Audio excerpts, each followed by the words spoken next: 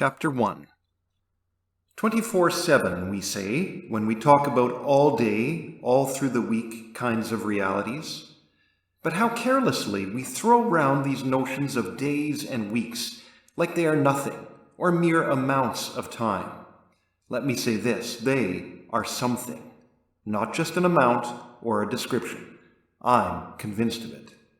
But I am getting ahead of myself, yes, pun intended. If none of this is understandable, that isn't a surprise. I wouldn't have understood it either, before. And so let me tell about the series of events which began one cold January afternoon, when I started living not 24/7, but 7/24. 1 p.m. UTC -6, 8 p.m. UTC +1. Clunk. The pain pounding in my head. My legs turned to butter. I sank to the concrete floor. My hand found a swelling mass on the forehead. Blackness spread toward the middle of vision, retreated, then pushed in again. And yet remarkably through the blur I recognized a rectangular object on the floor, my cell. It had slipped from my pocket. Out of habit I activated the display with a touch. My eyes focused. 1 p.m., Friday, January 2nd, 2015.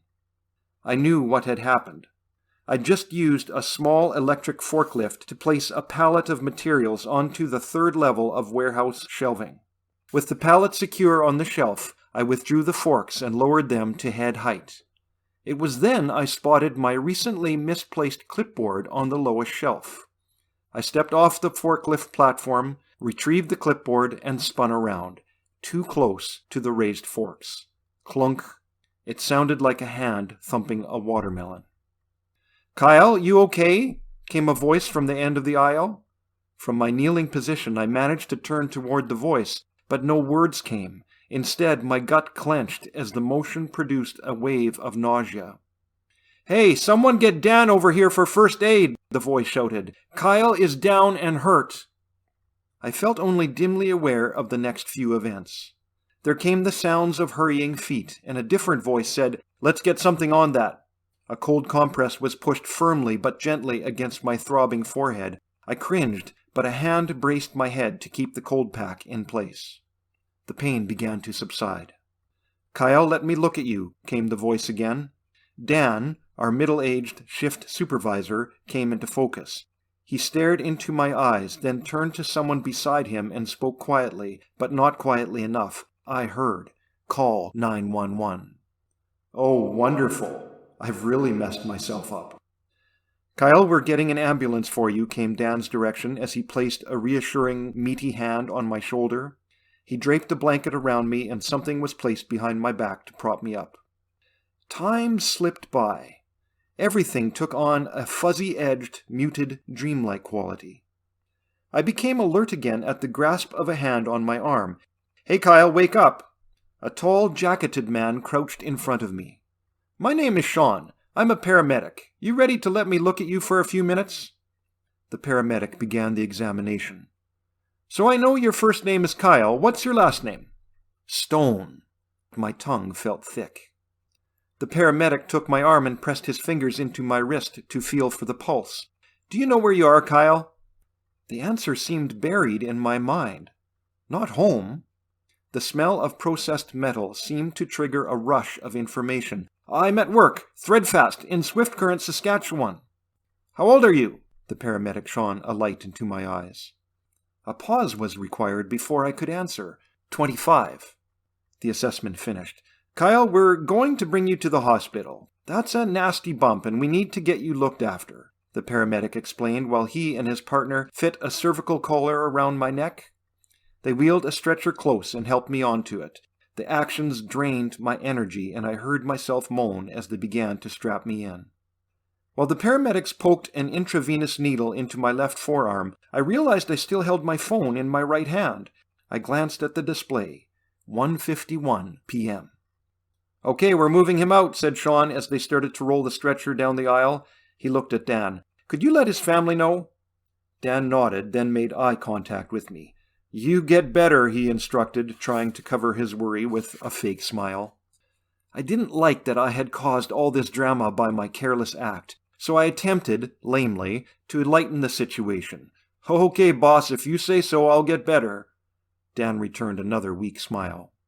The stretcher wheeled past the onlookers toward an entryway. Cold January air swept over me when the doors opened. The paramedics slowed the stretcher as it approached the ambulance deck. I looked into the... Two strange details registered in the next moment.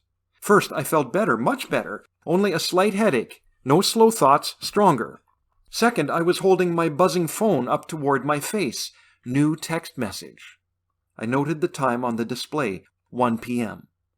1 p.m.? What? I started to lower the phone to my lap, but threw out my arms in shock when I saw where I was, at home, in my apartment, sitting on my couch. "Lunch is almost ready, Kyle," came a voice from the kitchen, making me jump again. I stood and took the few steps to the kitchen. There was my mom, slicing vegetables at the counter, graying hair bobbing with the motion of her arm. She glanced up at me over the rims of her glasses. "Kyle, something wrong? Headache coming back? You don't look so good." Before I could answer, the washroom door opened, and out walked my dad to join us in the kitchen. "Kyle?" he ventured when he saw my obvious confusion. My parents exchanged worried glances. I knew I must answer. No, I'm okay, just a little mixed up," I acknowledged, though that was an understatement. "I don't remember coming here." Mum nodded. "The doctor said you would probably experience some short-term memory issues. Is anything else wrong?" I shook my head. "No, in fact, I feel a lot better than I did." One long, awkward moment later, I glanced back to my phone, remembering the new text. It was from my friend Jordan. "Hey, Kyle, how are you feeling today? You gave everyone a scare with your accident. It was good to see you in the hospital." Again, in confusion, I spoke aloud. "I was in the hospital? Jordan came to see me?" Again, my parents glanced uneasily at each other. I resolved to be more careful with my words despite the confusion. Mom answered, "Yes, you were in the hospital. Jordan came to visit you while we were there. So did Tyler and your boss Dan. The doctor just released you this morning, a couple of hours ago." "This morning? A couple of hours ago? I just hit my head an hour ago." I checked my phone. The date, Saturday, January 3rd. My mouth gaped. The realization washed over me that I'd missed an entire day since the injury. I had no memory of any of it, except the part at work getting medical attention. For the next minute, neither I nor my parents moved or spoke. Dad broke the tension by walking over to the frosty balcony door in the living room, his lean frame silhouetted against the gray winter light. "Wind's picking up, snow's starting to blow," he remarked. I couldn't help but smile. The weather always peppered Dad's words. At least I can remember that. I looked back to my phone. "Thanks for coming to see me," I texted back to Jordan, even though I couldn't remember the hospital visit. "Feeling pretty good. Later." We ate. Thankfully, we spoke about matters from before the accident, events I could remember. I ate eagerly. Maybe I didn't enjoy the hospital food so much, and that's why I'm so hungry, I thought to myself. I welcomed the return of my wry inner humor as a positive sign. The meal and small talk came to an end. Mum checked my medical supplies to make sure enough painkillers were on hand. Dad went, again, to check the wintry scene outside the window. When Mom came into the living room, she said, "I think we'll go. We're tired. Are you okay with that?" I'd been so absorbed with the 23-hour gap in my memory that I hadn't considered how my injury had affected my parents. So I answered, "Sure, I feel good. Legs strong, just a slight headache. Go home." Again, they looked at each other to communicate in their wordless language and went to the entryway to begin climbing into their winter gear. "We'll call later to see how you're doing," Dad told me, and then they left, heading down the hallway of the apartment building toward the stair. I went to the window which overlooked the street, 2 levels below. I watched Mum and Dad emerge from the shelter of the building, get into their car, and start off. Home was in a small town 60 kilometers away.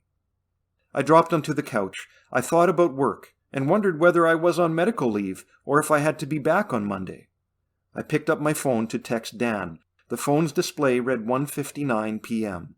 I started thumbing. "Hey Dan, it's Kyle. Thanks for the visit yesterday." I jolted like I'd been tasered. I still lay on my couch, but my head and feet both pointed in a different direction than they just had. How did that happen? And instead of texting my boss, I found myself staring at the TV, a football game. The announcer's voice, "We've reached the end of the first quarter. Indianapolis Colts 7, Cincinnati Bengals 7. 3 more quarters to fight for the right to face the Denver Broncos next weekend." The screen switched to an advertisement. "What?" I exclaimed. "This game isn't supposed to be on today. It's supposed to be on Sunday." I spotted my phone and grabbed it. The display read, 1:02 p.m., Sunday, January 4th. But how's that possible? It was just 1:59 on Saturday. I flipped my phone end over end onto the couch as my mood gauge shifted from confused to annoyed. With clenched jaw, I spat out, "Oh, delightful! Apparently I've lived 48 hours now since the accident on Friday, but can only remember 2 of those hours. What's going on here? What did that bump on the head do to me?" But thinking of my accident made me realize my head now felt fine. No headache at all. No strange symptoms of any kind, except this skipping from the 1 o'clock hour to the next 1 o'clock hour, one day after the other. Is this some kind of Groundhog Day thing? I wondered, thinking of the 90s movie where the main character repeated the same day over and over again. But this was not repeating a day, this was skipping over all the hours in the day, except 1 o'clock to 2 o'clock in the afternoon. "I need to see a doctor," I proclaimed to the walls, then laughed. Strangely, my body relaxed. I knew I'd made a satisfying choice, to ignore these day skips, or whatever they were, and simply enjoy the football game. A half-eaten plate of food sat on the floor near the couch, and I eyed it hungrily. "Must be mine," I said out loud as I snatched up the plate. I recognized the food as leftovers of what Mom had prepared. That felt like just an hour ago. "But I'm hungry," I reasoned, "and I wouldn't be if I literally had eaten just 1 hour ago. My memory might be missing most of the day, but my body knows better." "And Vinatieri hits it from 38 yards, the TV announced, breaking into my thoughts. "The Colts take the lead, 10-7. Back after a few short messages." I cheered the Colts' lead. I didn't consider myself a serious American football fan, but I enjoyed following the playoff action. I don't know which teams won yesterday's games, I realized. I thought of searching for the scores on the internet, but a more urgent need took priority. I went to the washroom. The reflection of my lanky frame and light brown hair presented themselves in the washroom mirror, but I hardly felt like myself. As I took one step back toward the living room, I stopped. I noticed my Bible sitting on the counter close to the apartment door, the spot where I usually left whatever was in my hands when I got home. A white paper stuck out. Today's bulletin from church, I realized as I withdrew the paper. I must have been at service this morning. The title of the pastor's sermon, "The Future Can Form Our Present," caught my eye. I'll have to ask him what he meant. I brought the Bible with me to the couch. Both Bible and cover showed where. I'd used that one right through my time in post-secondary Bible college, and still read it nearly every day. But I was getting a little sleepy, so didn't read right then. I stretched myself out and returned attention to the football game. 13-7. Indy had kicked another field goal. The TV's lulling tones filled my ears. When I became alert again, I wondered if the time was nearing 2 p.m. But I resisted the urge to look. I was going to ignore the time. The day skips seemed to have happened at 2 o'clock the last 2 days, and I wanted to put the whole business out of mind in the hope it wouldn't repeat again. The halftime show filled the TV display. Cincinnati had kicked a field goal while I napped to make the score 13-10. Thirsty, I started into the kitchen. But I stopped when I noticed a piece of paper on the table, my own name written large on it in black marker. "That looks like my own writing," I mumbled.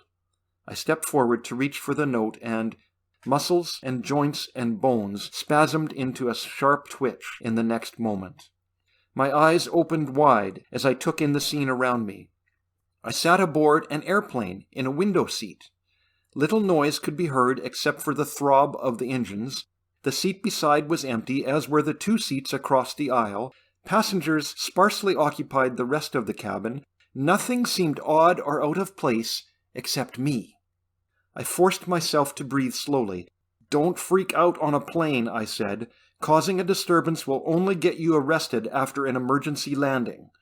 I smirked at my humor, and that helped calm me down.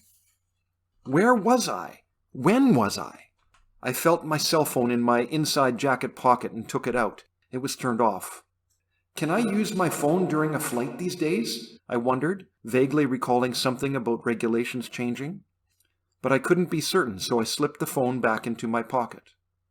I peered out the window. The day looked to be sunny with a few clouds. Below lay an immense stretch of mostly frozen water. Not the ocean, but a lake? It's huge. A flight attendant advanced down the aisle. How can I ask a question that won't make me look silly or suspicious? I thought quickly. I raised a hand and she stopped. I noticed an Air Canada insignia on her lapel. "Will there be a time change when we land?" I asked, hoping the question would produce some useful information. The attendant smiled and nodded. "Toronto is 1 hour ahead of Regina during the winter, sir," she related. "It will be approximately 3:25 p.m. in Toronto when our flight is complete."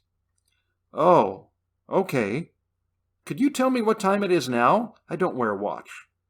The flight attendant touched the screen built into the back of the seat in front of me. Air Canada's logo popped up, followed by a menu. The lower right-hand corner of the screen displayed the time, 2:15 p.m. "The clock has already made the switch to Eastern Time," she informed me.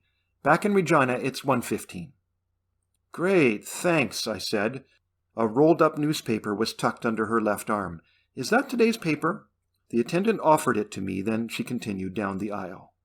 My eyes quickly found the date on the front page, Monday, January 5th. I placed my head into my hands for a moment and took another deep breath. "Okay, time to take stock of the situation," I told myself in a low voice, needing to calm frayed nerves. 1. Even though I'm in a different time zone, I'm still stuck in the 1 o'clock to 2 o'clock hour, Saskatchewan time, for the 4th straight day. I can't remember anything past 2 p.m. on any of those days. 2. I'm on a plane headed for Toronto. Why? Who paid for the ticket? How did I get from Swift Current to Regina? 3. This is getting serious. Disorientation at home is one thing, but now things are happening I understand nothing about. Part of me could still not believe.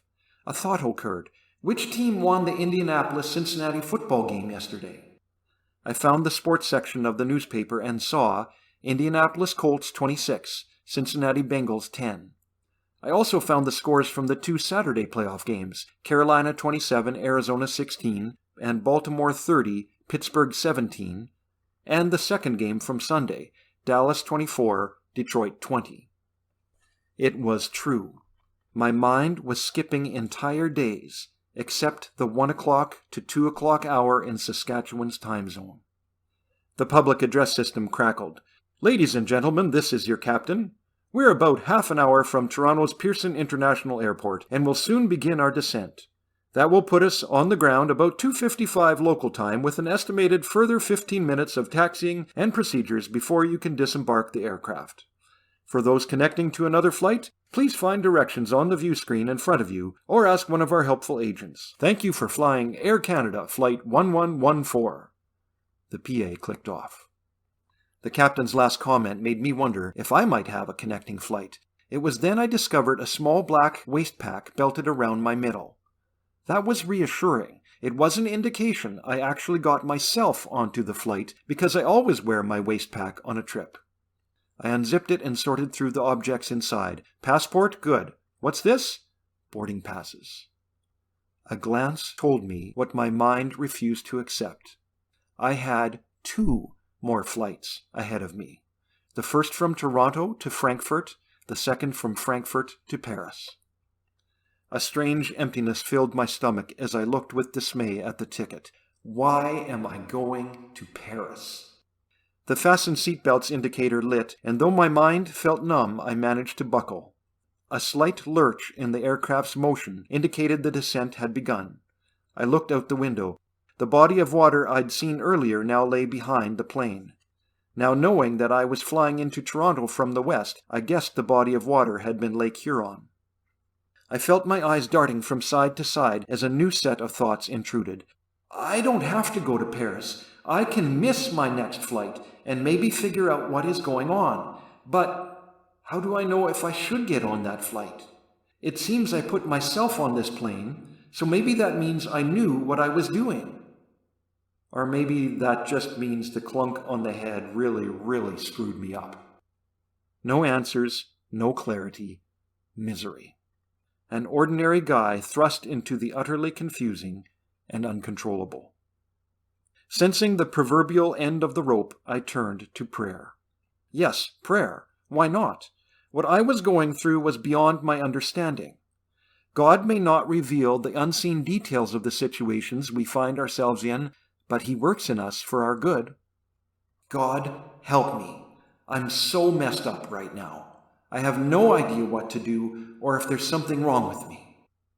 And slowly a quiet calmness replaced anxiety. The minutes ticked by. The plane began to turn as it approached Pearson International. I spotted Toronto's downtown, Skydome, and Lake Erie. Before long, the landing gear groaned, the runway came rushing up, and Air Canada 1114 touched down at 2:55 local time, or 1:55 Saskatchewan time. 5 minutes until another day skip? The plane braked hard and slowed. At 2:58, the plane turned to taxi toward the terminal. 2:59. I couldn't watch. I closed my eyes and inwardly started to count seconds. The count reached 60. Had it happened? Had it stopped? Had I counted too fast? As I opened my eyes, just for a fraction of a second, I saw the interior of the plane. What? Total bewilderment. Groggy. A bed. Dark room. Unfamiliar. Where was I? I raised myself up on my elbows. A digital clock beside the bed. 8:19. More confusion. I lowered my head back to the pillow. Too sleepy. A burst of nervous energy shot through my system. I knew it had happened. Unable to deal with it at the moment, I shut my eyelids and forced myself to breathe slowly. But, even with my eyes closed, my ears provided unexpected information. I sensed I was surrounded by many people. Coughs, the swish of winter clothing, footfalls, and, surprisingly, some quiet sobbing. I opened my eyes. There were thousands of people standing around me. The fact that the sky was dark scarcely registered in my mind. Not far to my left, someone shouted in French, "Je suis Charlie!" I saw that many people held small posters displaying the same slogan. I also saw other people standing with one arm upraised, holding up pens? I possessed a decent understanding of French thanks to high school classes and an interest in languages, so it wasn't hard to work out the wording on the posters. I am Charlie. Who was Charlie? Politician, entertainer, sports star? Had he died and people had come together to mourn him? What was with the pens? Few people spoke, so I dismissed the idea of asking my questions to the people who stood nearby. It all seemed so somber and sad. I fished in my pockets for my phone and pulled it out, along with a hotel key card. Hotel International, Paris. I groaned. More things I couldn't remember. I'd not only flown to Paris, but I'd checked into a hotel. I wanted to know the time and date. The phone displayed 8:10 p.m., Wednesday, January 7th. I stared at the phone for probably a minute. 8:10 p.m. and not 1:10 p.m.? Wednesday, January 7th and not Tuesday, January 6th? Feeling the gripping fingers of panic, I shoved my phone back into the pocket and started to edge through the crowd. I needed some space. After a few minutes, I reached the point where the crowd had thinned and took a seat on a park bench.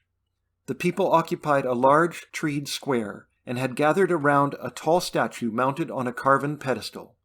My eyes fell upon a sign, Place de la République. I again reached for my phone. 8 minutes had passed since I last checked. But the 8 p.m. hour? How?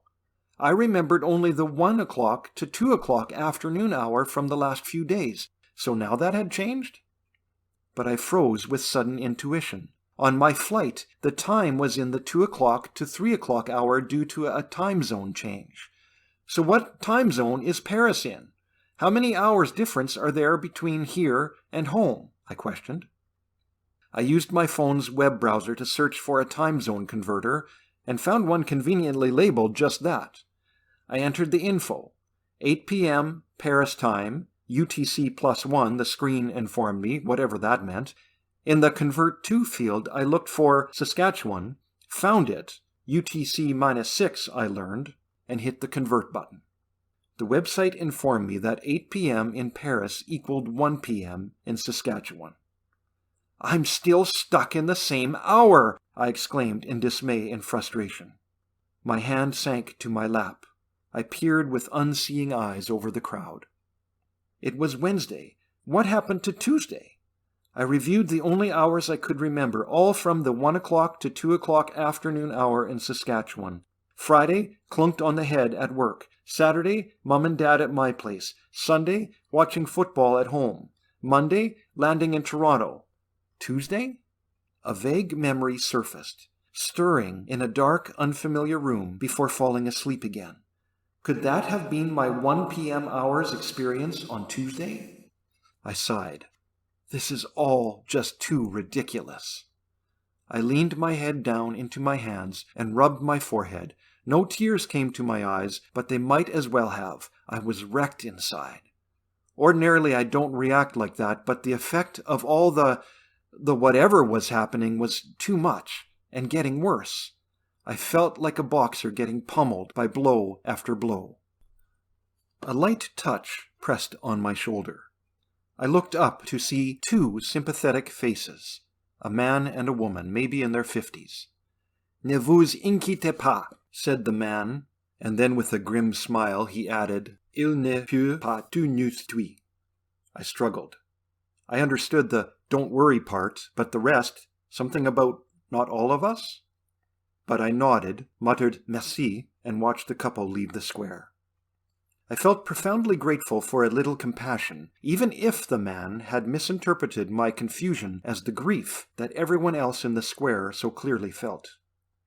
I took a deep breath and sat taller. What are all these people so sad about? What's happened? I took my phone again and searched for Paris News. The top result read, Terrorists strike Charlie Hebdo offices, leaving 12 dead. I touched the link and read, An enormous manhunt continues tonight across the Paris region.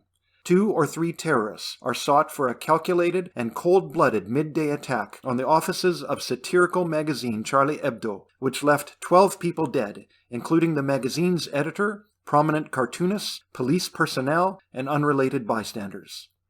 The magazine is known for editorial cartoons which have proven offensive to many Muslims. After brief clashes with police officers at the scene, the killers escaped. Tonight, thousands have gathered in a rally in Place de la République. In symbolic acts of identification with the magazine, many supporters hold signs proclaiming, Je suis Charlie. Others brandish pens to indicate support of a press free from intimidation. I looked up from the phone's display and viewed the scene with increased appreciation. I was witnessing history. You may know what these people are doing here, but you still don't know what you're doing here, Kyle, added my inner voice, apparently needing to point out the irony of the situation. I sat and watched for a long time, unsure what to do. Well, I spoke out loud, since I'm in the middle of history, might as well video it. I touched the video app on my phone and stood to record the scene. Someone nearby even obligingly shouted, Je suis Charlie. After capturing several minutes of footage, I sat down to check the video, just to make sure I got it, although in my mind I heard my sister's voice teasing, just being characteristically obsessive-compulsive. I watched the video. It was good. Scrolling back over the last few videos out of curiosity, I found myself confused at the second-to-last recording. I don't remember that one. I pressed play. To my utter surprise, the video featured myself in the same square. Hey there, Kyle, my video version began. I know you're feeling awfully confused right now, but it's going to be okay. I can't tell you much more. I think it'll work out better if I don't. Trust your gut, live according to the values you already have, and pray lots. Oh yeah, one more thing.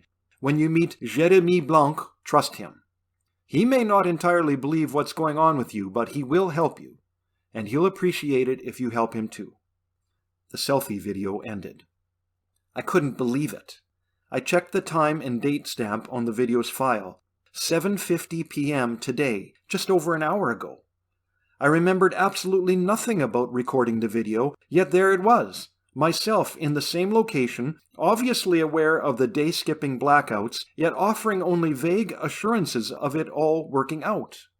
And who was Jérémy? I almost threw down my phone to crush it under my foot in frustration. A calmer part urged me to trust myself. I looked at the time. 8:58. Oh great, here comes another day skip, or whatever it is.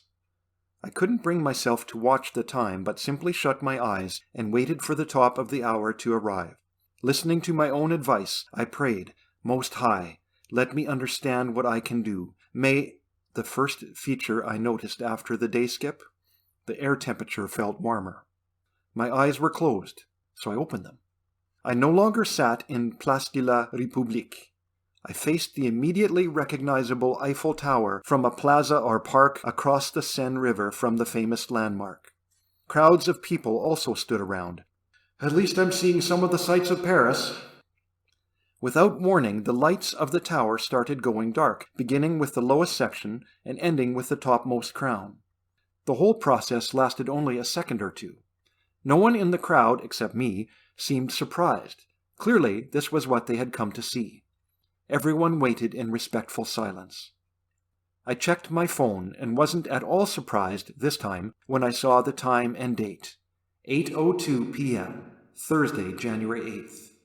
Back at home, it's 1:02 p.m., same hour as I've been experiencing for 7 days now. Will this ever end? Remembering the video I'd viewed just a few minutes ago and 1 day ago before the day skip, I'm creating entirely new descriptions for the passing of time. I checked the video collection on my phone. I frowned. No new videos, nothing to help me further. I didn't watch my "Everything's fine, trust Jérémy" video. It disturbed me too much. Eiffel still towered quiet and dark, and people showed no sign of departure. I scanned the online news. Eiffel to go dark for 5 minutes, proclaimed one headline. Scanning the article, I learned about the plan to switch off the tower's lights at 8 p.m., a symbol of mourning over the previous day's Charlie Hebdo terrorist attacks. Other headlines showed that the suspects were still at large. A stir in the crowd brought my face up. The lights of the tower slowly relit until the metal structure glowed again in the Paris night sky. Some people clapped. One or two others exclaimed, "Je suis Charlie!" Many began a slow dispersal out of the area. An elbow pushed against my left arm. "Nice, is it not?" came a voice beside me. I looked over. A balding, shorter man stood there. The man spoke again in accented English. "Eiffel is never something to be missed, especially tonight." I nodded slowly, eyes narrowing as I watched this new individual. To my surprise, the man tugged on my jacket sleeve. "The show is over for tonight. Let's go." He motioned towards some buildings behind us. I didn't move. "Come, Kyle, we must go," the man said more firmly. "You know my name?" I blurted. The man frowned. "Yes, of course I know your name, Kyle Stone of Swift Current in Canada. You told me yourself. How should I not know it?" But then a look of understanding flashed over the man's features, and he glanced at his watch. "Ah, oui, of course. You just went through one of your day skips. And this was the big one, where you don't know me?" "You told me, but, you know, it's hard for me to keep track of." I took a step away from the man, half tempted to run, but he noticed and lifted his hands to show he meant no harm. "I remember now what you told me to say," he began. "You told me to introduce myself. My name is Jérémy Blanc, Police Nationale." I'm sure my mouth popped open in surprise. Jérémy Blanc, the man I told myself in the selfie video to trust? But I couldn't trust. All I could do was distrust. In all previous day skips, I hadn't met anyone I did not know. Any acquaintance I had made with this man lay in the past unknowable hours. My eyes fell upon the man's blue jeans and jacket. "You don't look like a policeman." "Plain clothes," Blanc explained with a shrug. He retrieved an identification card from a pocket and offered it to me. Again, I did nothing. "Kyle, prends-le," the man insisted, elevating the card toward my face. I took it. It held the man's photo and markings of the Police Nationale. But how was I to know if it was legitimate? "Most High, protect me and give me understanding." I handed the identification back to the man. "Where do you want to take me? What am I doing with you?" I questioned. "To my car, and we will go to the prefecture, police headquarters." "Am I under arrest?" Jeremy found this funny. "No, monsieur. If you were under arrest, we would not be having this conversation." He turned away from me to face a fountain in the now nearly empty plaza. "You are not in trouble, Kyle. You are," he picked his word carefully, "advising us in the investigation of the terrorist shootings. And you have proven to be some help so far.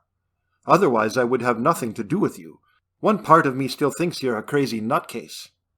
I think that, again, my mouth popped open. "I am advising French police in the terrorist incident? Since when am I a terrorism expert?" A long moment passed. I didn't know what to do, but found myself longing to trust the man. Because of my own words in the video, because of the man's body language, because it seemed like the right thing to do. "Okay, I'll come," I said finally, hoping it wouldn't be the last decision I'd ever make. Jeremy nodded. "Good, let's go. Car's this way. You can get some rest back at the prefecture. You probably need it." He set off through the plaza. I intentionally followed a few steps behind. We passed up stairways and into a courtyard between two impressive buildings. "This is all known as the Palais des Chailloux," explained my guide. "Gardens, museums, fountains, statues, all incredibly boring stuff to me. But these things bring tourist dollars to the city, and an excellent view of Eiffel across the Seine." I made no comment. We came to an unmarked dark car parked in front of the complex, and Jeremy climbed in. I took a breath. "Last chance to run," I mumbled, but honestly I didn't spend much time debating the point. I slipped into the front passenger seat. Jeremy spoke some French words into the handset of a two-way radio. A voice chirped back acknowledgement. The time was 8:34 p.m. Our route first took us eastward along the river, but soon we turned away from the Seine. I recognized the names of some places we passed: Place de la Concorde, Jardin des Tuileries. To my surprise, we passed right by the Louvre. But I also watched the clock, 8:46 p.m. I cleared my throat. Officer?" Blanc laughed. "I have told you, it's Jeremy. You can even say Jar-a-me, if you like." The policeman had said his name with a Southern American drawl. I laughed in spite of all the confusion of the last hours, or days. "Okay, Jeremy, I've told you about the day skips, right?" "Oui, strangest thing I ever heard." Strange doesn't begin to describe it, but it's getting close to the change of hour. I expect a day skip will happen again at 9. Jeremy slowed the car and turned right. He looked over at me, saying nothing, but nodding slightly. He's involved in an investigation of a terrorist attack and still has compassion for a stranger's ridiculous situation, I realized, feeling better that I'd gone with the man. We came to a bridge over the Seine, Pont Notre-Dame, proceeded a block further, and came to a security gate. A guard examined Blanc's credentials and let him pass. Jeremy pulled into a parking spot in a lot surrounded by the wings of a building and turned off the ignition. He took a deep breath.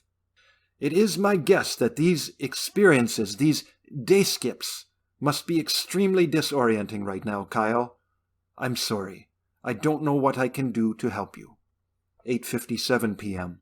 "I know. I don't really expect you to do anything," I replied. "I don't understand it myself. But could we sit here in the car until the day skip comes, or doesn't come?" Jeremy nodded. We watched the clock in silence. 8:58. 8:59. I began counting to 60.